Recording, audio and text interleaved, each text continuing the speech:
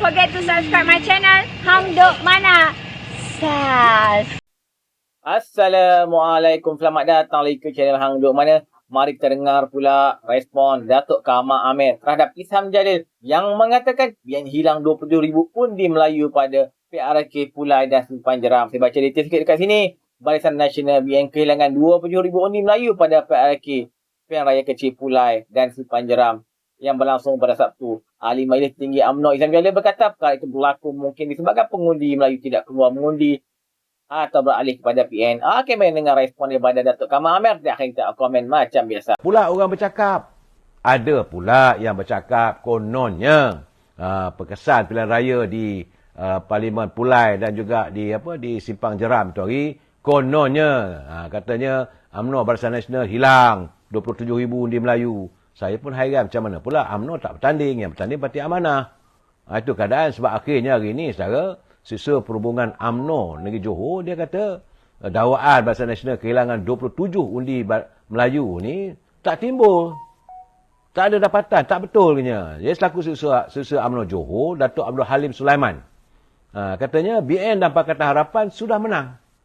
Dah menang, tak payah timbul. Kemenangan itu membuktikan bahawa hasil usaha kerja keras jentera UMNO, jentera Pakatan Harapan, mereka ikhlas berjuang dan akhirnya menghasilkan kejayaan.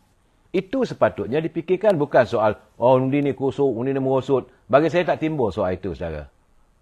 Sebab itu beliau selaku Ketua UMNO bahagian Tebrau berkata apa yang penting sekarang ni, jentera sudah bekerja keras untuk memastikan kerajaan perpaduan yang diasaskan oleh Pakatan Harapan dan Barisan Nasional menjadi lebih kukuh dan dipercayai.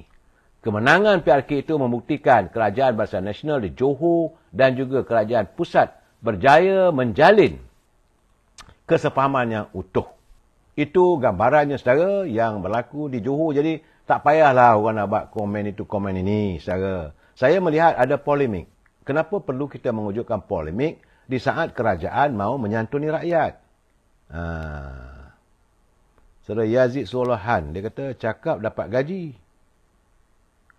Apa cerita tu? Saya tak tahulah, saudara. Saudara Ramzul, dia kata yang bagi statement UMNO BN hilang undi itu mengarut. Memang betul lah, saudara. UMNO tak bertanding. Tapi bagaimanapun, saudara, saya selalu bersangka baik.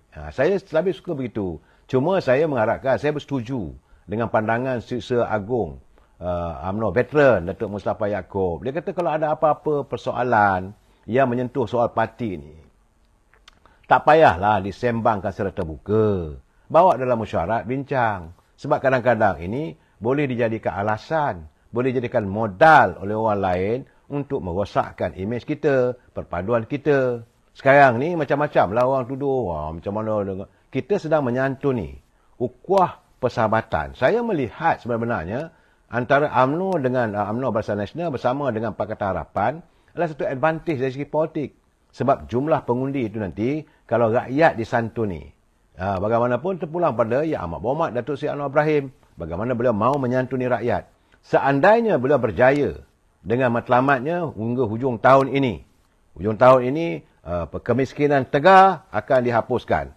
Saya yakin rakyat akan kembali, akan tetap kukuh bersama dengan kerajaan Pakatan Harapan perpaduan ini, saudara. Saya yakin. Tapi kalau gagal, minta maaf lah. Begitu juga bagaimana beliau mahu menyantuni derita rakyat.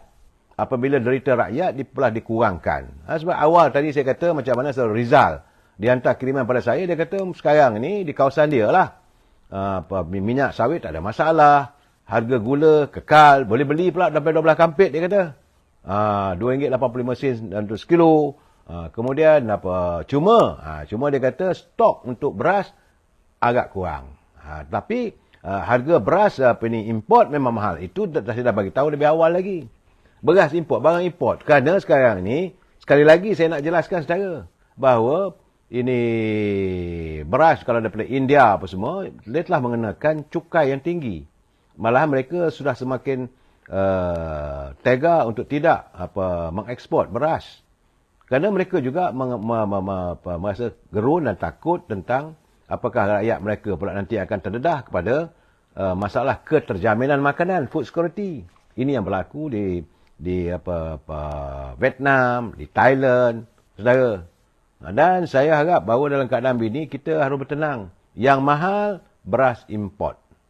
Beras putih import memang mahal. Tapi beras tempatan kekal. Dan insyaAllah besok katanya Datuk Seri Mohamad Sabu akan menangani persoalan ini dalam pertemuannya dengan beberapa pegawai. Dan beliau akan berada di Sabah untuk meninjau kemungkinan untuk menjadikan Sabah. Memang Sabah banyak tanah, yang banyak-banyak kawasan tanah lapang ada di Sabah yang boleh dijadikan sebagai rice spot ataupun tempat untuk kita menanam padi. Sebab di Sabah padi bukit boleh tanam dan tanahnya luas. Jadi untuk di Semenanjung ni macam di Kedah, tanah semakin kecil apabila banyak kawasan pembangunan dibangunkan. Tapi kalau corak pertanian itu dilakukan macam mana di Sekincan, walaupun kawasan kecil tapi dapat dibangunkan sektor pertanian macam moden sikit apa semua tu, bolehlah tahan juga. Tapi usaha untuk beliau pergi ke Sabah nak berbincang dengan Menteri Pertanian Sabah, bagaimana boleh kerjasama dapat dilakukan, saya rasa itu antara sesat jalannya, saudara. Ya, saudara. Saudara Fazilah Abdul, dia kata beras di negara pengeluar pun lebih mahal dari kita di sini, saudara. Itu memang benar, saudara. Kita ni, walaupun beras itu import, tapi kerajaan membayar subsidi, saudara. Kerajaan membayar subsidi. Jadi sebab itu akan menekan dari segi ekonomi, kedudukan kewangan kerajaan. Bagaimanapun tadi saya nampak bahawa mulai besok katanya. Dalam yang RM100. Katanya besok dah keluar pun. Itu keadaan. Baik, saudara, kita masuk dalam sekejap. Itu pilihan raya kecil Pelangai. Hari ini pihak polis Pahang telah mengumumkan bahawa lebih kurang 600 pegawai dan anggota polis akan dikerahkan bertugas sepanjang tempoh pilihan raya kecil Dewan Undangan Negeri Dun Pelangai di Bentung. Itulah keadaan saya. Saya katakan, banyak orang buat pilihan raya sedangkan mereka tak tahu. Kesan untuk mewujudkan satu pilihan raya itu bukan murah, saudara. Mahal. Contohnya macam apa berlaku di Bentung, di Pelangai. Pihak polis saja terpaksa menyiapkan sekitar 600 pegawai dan anggotanya, saudara.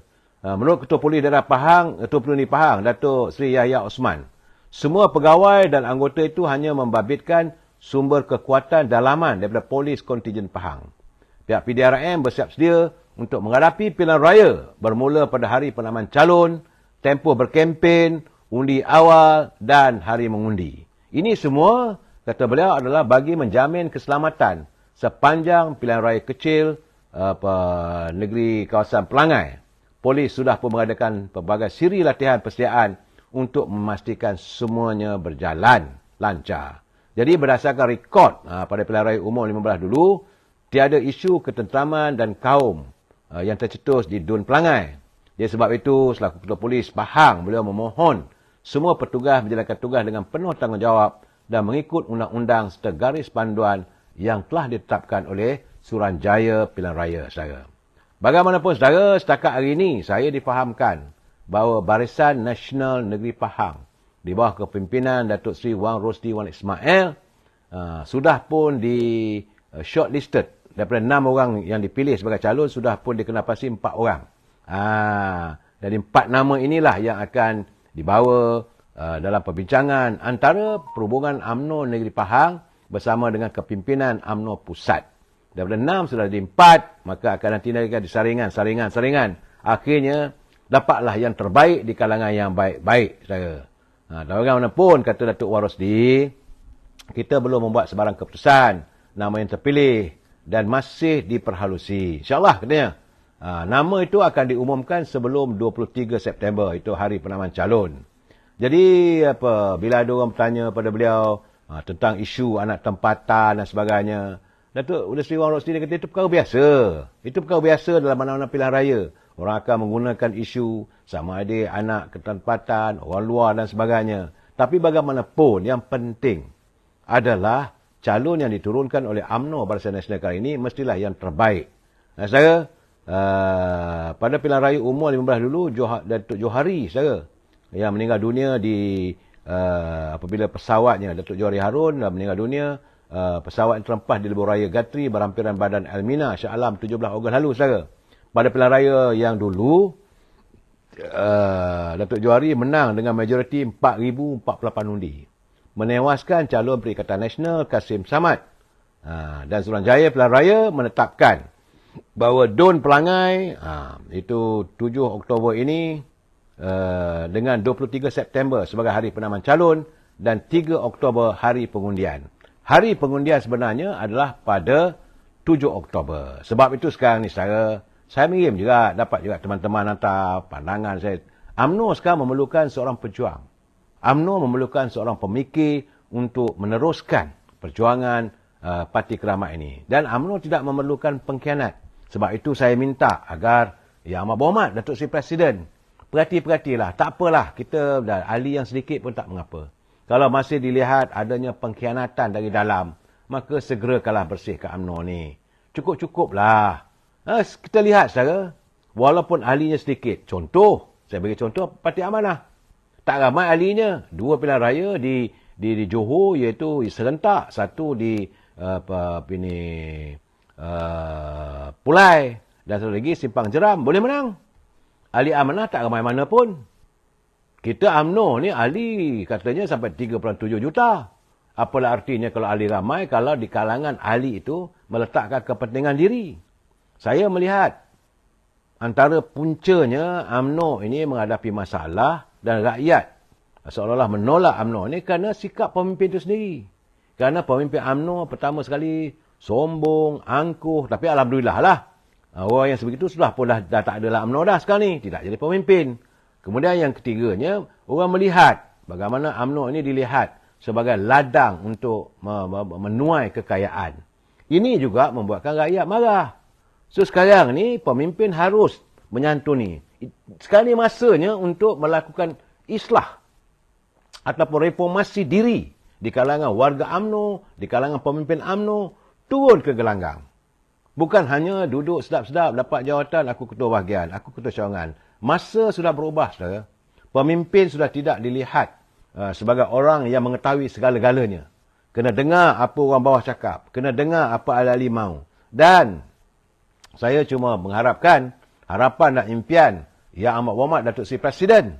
Katanya dia akan turun ke setiap bahagian untuk menemui semua ahli peringkat akar umbi. Laksanakanlah. Nah sekarang ni tak ada masalah. Mesti diberi penjelasan segala isu yang merangkumi UMNO supaya orang faham. Masalahnya sekarang ni, saudara, kita kadang-kadang membiarkan UMNO ini penuh berserabut dengan persepsi. Berbeza, saudara. Saya melihat warga UMNO ni kadang-kadang dia punya kekukuhan diri dia kurang.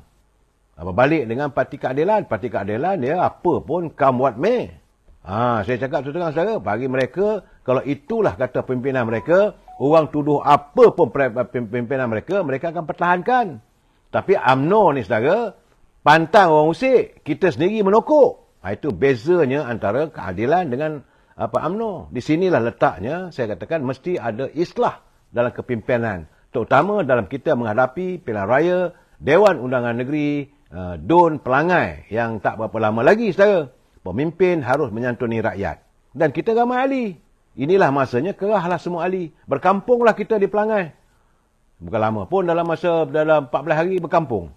Tak silap saya, ada lebih kurang dalam 48 kampung. Ahli kita ada 23,000 cawangan. Ayo, semua pergi turun ke Pelangai, bantu, dan saya yakin, dengan bantuan daripada parti-parti, daripada Pakatan Harapan, Keadilan, Amanah, DAP, semua akan turun membantu. Dan tentulah rakyat di Pelangai dapat memahami apa arti perjuangan.